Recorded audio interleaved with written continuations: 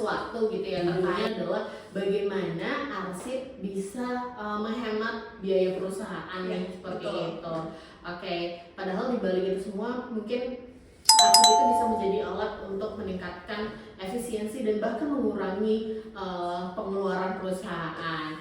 Baik, senang sekali nih hari ini saya bisa kembali lagi dengan Mbak Cindy, berbincang lagi terkait kearsipan gitu ya dengan Mbak Cindy.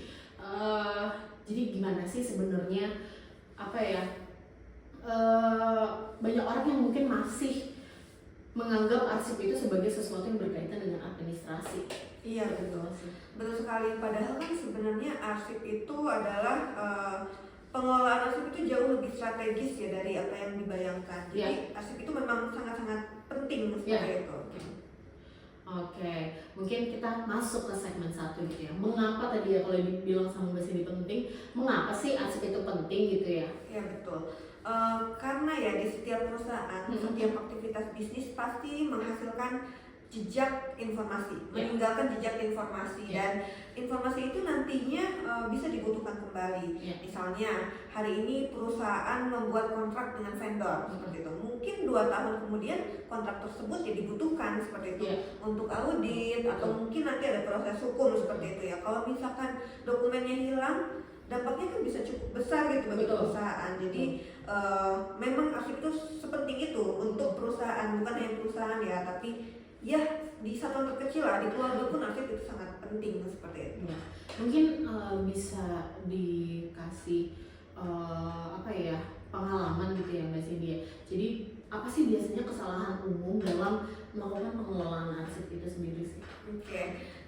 Ada beberapa ya. Pertama, karena perusahaan itu menyimpan semua dokumen atau menyimpan semua arsip. Mereka merasa bahwa ketika semua dokumen itu disimpan, mereka merasa aman seperti itu. Padahal sebetulnya nggak semua dokumen itu harus disimpan, karena ada yang memiliki masa retensi tertentu. Jadi nggak semuanya itu harus disimpan. Kedua itu ada beberapa yang memang penyimpanannya tidak terstruktur. Jadi mereka menganggap bahwa nih ditumpuk di sini aja nih. Padahal kan sebetulnya syarat peraturan ya untuk melakukan penyimpanan arsip itu perlu terstruktur dan memang ada aturannya gitu. Ketika kita menyimpannya hanya ya udah simpan saja gitu tanpa ada aturan yang jelas, itu akan menghambat dalam proses pencarian seperti itu. Misalkan nih selanjutnya ada perusahaan itu baru sadar bahwa pentingnya arsip itu ketika terjadi sebuah masalah. Jadi terlambat sadar lah seperti itu. Misalnya ada audit mendadak, pemeriksaan hukum, atau ketika dokumen penting hilang. Di situ baru sadar bahwa arsip itu sangat penting. Jadi mereka itu yang sebelumnya merasa bahwa arsip itu ya hanya tumpukan kertas, ketika mereka ada masalah, mereka baru sadar bahwa arsip itu sangat penting seperti itu. Oke, memang banyak sekali ya terjadi hal seperti itu ya, karena kondisinya ya mungkin kita yang lalu-lalu pernah mengurus dokumen apa yang penting dan ya udah setelah itu kita simpan aja gitu dengan mungkin simpan di dalam file kabinet, tapi nggak secara teratur atau tertata gitu. Itu juga mungkin membuat kita kesulitan juga gitu ya untuk ketika ada permasalahan apalagi di perusahaan seperti itu. Dan mungkin ada masukan nggak sih Mbak Cindy gitu ya terkait gimana sih caranya menghemat biaya perusahaan terhadap arsip ini kayak gitu? Betul, memang arsip ini dapat menghemat biaya perusahaan ya. Ada beberapa aspek utama. Yang pertama adalah efisiensi waktu kerja. Seringkali biaya yang keluar yang paling banyak itu adalah biaya untuk waktu kerja seperti itu.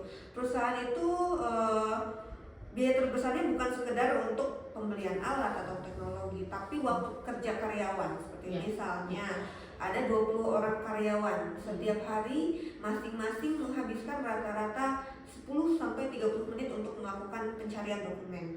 Kalau dihitung 20 orang dikali 30 menit dalam satu hari kan artinya 10 jam gitu ya. 10 jam per hari untuk mencari dokumen yang hilang gitu. Jadi waktu itu sia-sia gitu. Dalam sebulan bisa berapa jam kerja yang hilang untuk mencari dokumen yang hilang. Jadi intinya gajinya berarti biaya terbesarnya untuk mencari dokumen aja dong, kayak gitu kan, bukan efektivitas kerja yang memang seharusnya dikerjakan oleh si karyawan tersebut seperti itu. Oke, berarti memang harusnya di sebuah perusahaan memang sudah mulai gitu terkait mungkin penataan arsipnya ataupun digitalisasi arsipnya gitu. Jadi ketika arsip itu dibutuhkan ya kita nggak sulit lagi gitu untuk mencari dokumen-dokumen tersebut.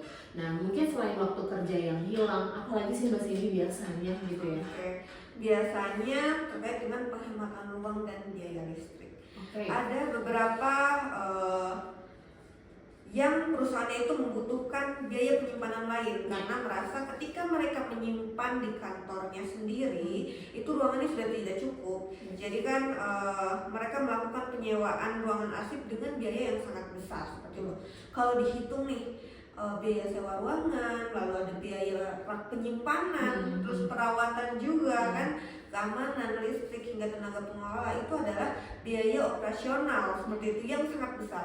Padahal setelah dilakukan klasifikasi arsip atau pengelolaan arsip lainnya yang pemisahannya dengan klasifikasi arsip, lalu ada jadwal retensi arsip, bahkan sudah dikonversi ke digital, kebutuhan ruang penyimpanan itu dapat berkurang cukup banyak seperti itu. Jadi nggak perlu lagi nih sewa ruangan atau mereka menghabiskan listrik dan lain-lain hanya untuk melakukan penyimpanan dokumen saja, bahkan dokumen yang mereka anggap penting tapi ternyata tidak penting karena jadwal retensi arsipnya ya sudah habis seharusnya seperti itu.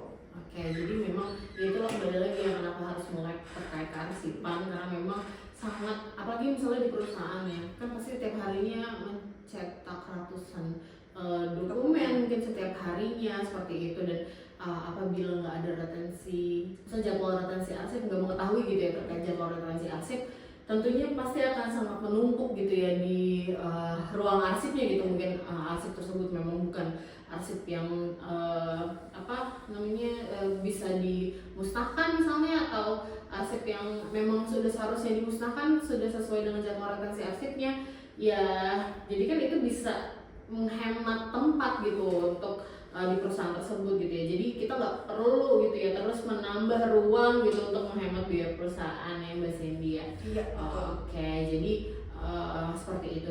Terus kita masuk nih ke segmen selanjutnya terkait risiko yang menimbulkan kerugian gitu ya. Jadi selain penghematan langsung, apakah ada penghematan yang nggak langsung Mbak Cindy? Iya, ada yaitu penghematan resiko atau pengurangan resiko. Misalnya perusahaan kehilangan dokumen kontrak. Akibatnya kan bisa menjadikan proses bisnis menjadi tertunda, pembayaran terhambat, terus audit juga menjadi sulit, bahkan muncul masalah hukum. Kerugiannya kadang jauh lebih besar dibanding biaya pengelolaan arsip sendiri. Bayangkan ketika kita terkena kasus hukum, tapi kita tidak punya bukti yang kuat atau tidak punya arsip yang kuat, itu bahkan kerugiannya bisa sampai triliunan kan. Bahkan hal itu lebih besar dari pengelolaan arsip. Kalau pengelolaan arsip kan harganya bahkan tidak sampai triliunan. Jadi ya penghematannya bisa penghematan atau pengurangan resiko yang terjadi di masa depan seperti itu. Oke, mungkin kita boleh nggak sih Mbak Cindy dikasih contoh kasus gitu ya, supaya kita bisa lebih mudah gitu untuk membayangkan contoh sederhananya itu ada nggak sih, bagaimana gitu ya contoh kasus gitu? Iya, baik, misalnya ada perusahaan dengan 100.000 dokumen. Nah, dokumen-dokumen tersebut disimpan di banyak tempat, misalnya ada di tempat A, B, C, D seperti itu. Setiap hari staf harus mencari dokumen secara manual. Perusahaan juga menyewa ruang tambahan untuk penyimpanan. Nah, setelah dilakukan inventarisasi arsip, lalu klasifikasi arsip, lalu ada jadwal retensi arsip, dan bahkan konversi arsip tersebut ke digital, penerapan sistem manajemen, dan hasilnya nanti waktu pencarian arsip turun drastis gitu. Yang tadinya yang saya bilang bisa sampai 10 jam per hari gitu dalam 20 karyawan gitu kan maksudnya. Jadi hal itu waktu pencariannya juga turun drastis, dan memang kebutuhan ruang penyimpanannya juga berkurang. Jadi nggak perlu tuh sewa-sewa ruang penyimpanan lagi di tempat lain seperti itu. Oke, jadi mungkin jadi nggak lebih pusing gitu ya sebagai karyawan gitu untuk mencari dokumen-dokumen yang memang diperlukan seperti itu. Nah, mungkin kita masuk ke segmen selanjutnya terkait arsip di era digital. Nah, sekarang kan kita hidup di era digital nih Mbak Cindy. Apakah artinya arsip fisik itu tuh udah nggak dibutuhkan lagi atau bagaimana sih sebenarnya? Sebetulnya enggak juga, karena kondisinya banyak dokumen yang masih wajib ada fisiknya seperti itu. Tapi tren saat ini adalah kan kombinasi antara arsip fisik dengan digital. Jadi memang dengan sistem digital pencarian kan lebih cepat, akses lebih mudah, terus kontrol keamanan juga lebih baik. Jadi memang bukan artinya zero paper ya. Kalau zero paper kan kita yang nggak butuh arsip fisik sama sekali gitu. Tapi ini hanya less paper. Kita hanya mengurangi arsip fisik, bukan menghilangkan seperti itu. Oke, jadi memang perlu gitu ya, mungkin atau teman-teman di perusahaan gitu sebenarnya belum begitu mengerti terkait arsip di perusahaan itu bagaimana. Nah itu mungkin nanti bisa dikonsultasikan gitu ya ke Mbak Cindy gitu, apa aja kebutuhannya terkait di perusahaan kalian. Seperti yang tadi sudah dijelaskan oleh Mbak Cindy, sebenarnya itu bukan zero paper loh, tapi sebenarnya hanya less paper seperti itu. Itu untuk menghemat banyak biaya yang tadi terkait ruang ataupun waktu apalagi seperti itu ya. Ya, betul. Oke, jadi menarik sekali ya pembahasan kita hari ini ya Mbak Cindy ya, dan jadi kita belajar terkait arsip itu tuh bukan hanya sekedar tumpukan kertas ataupun dokumen lama aja gitu. Jadi arsip memang harus dikelola dengan baik untuk bisa kedepannya tuh membantu pekerjaan kita loh seperti itu. Tentunya kita bisa menghemat waktu, mengurangi biaya operasional, meningkatkan produktivitas dan juga menekan resiko dan mendukung proses bisnis secara keseluruhan. Ya, betul. Oke, terima kasih ya Mbak Cindy atas saran dan insight-nya gitu yang sudah dibagikan hari ini seperti itu. Terima kasih, semoga bermanfaat untuk teman-teman Nata Arsip semua kayak gitu.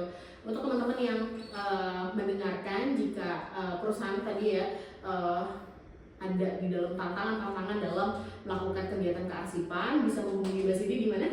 Di Instagram cindytata.id, atau kalian bisa subscribe atau komen nih di YouTube kami terkait dengan permasalahan-permasalahan yang ada, dan siapa tahu kami bisa bantu semuanya. Oke, jadi mungkin sekarang saat yang tepat untuk melihat arsip bukan sebagai beban tapi sebagai aset. Oke, terima kasih teman-teman semua.